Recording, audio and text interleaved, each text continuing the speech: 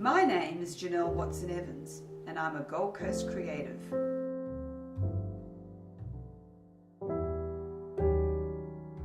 It was mother and daughter. It was always just the two of us. And when my father went out of the picture, my mother very much concentrated her life on me. She applied for this job for a company on the Gold Coast. She worked for 3 weeks without pay to prove that she could do it. We opened a fashion store in 1985 in Surfers Paradise. We wanted to be cutting edge, and we were. We had a lot of labels that had never been to Queensland. The shop went for 12 years, so we had many different incarnations and different things that we did. In 1997, we had to make the difficult decision to actually close the business.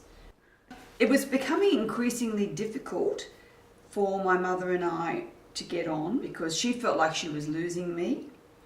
Things changed the day that Della came into the world. My mother absolutely adored Della. Della came into the world without a hitch.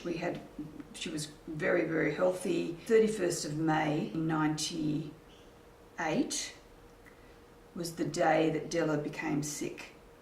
She had a severe hearing loss. My career during this period was really put on the back burner because I really threw myself into caring for Della for a number of years. I started doing some interior design again. My real passion has always been decorating and design. My other passion is writing, and while my mother was alive, she would always be on at me. When are you going to start writing? You've got to start writing, you're good at writing, da da da da. And I started actually writing a blog called The Decorator, write about the decorating side and different genres and styles, and I also wrote about art, 20th century art, and I also talked about films. 2 years ago, my mother passed away, and that was a significant change in my life. And then I started to write. So I started writing my passion project, which is based on, or semi-autobiographical project based on my mother's and my life in the early 70s on the Gold Coast, called The Last Tango in Surfers Paradise. It's basically the background of floods, interior decorating and gay disco. That's kind of the theme of that period, and memory and nostalgia. It's really part of my whole thing. That's what I really enjoy to write about. The other project that I've been doing, which I've actually made into a short film, was based on the story of a girl similar to Della, but who may not have had the exposure or the good luck to know or have people to help her with navigating her way through hearing loss. I thought I wanted to write something that I could actually go out and make as a short film, which I'd never done before.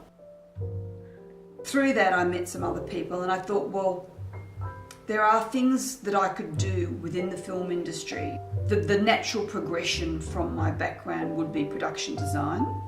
I met a chap in this group who was writing this web series. And the web series is entitled Gay and Loathing in Bris Vegas. I thought that sounds really interesting. And one of the episodes has just been completed. And that particular episode was filmed in my home. So I basically did the production design and also the costuming. I'm very lucky.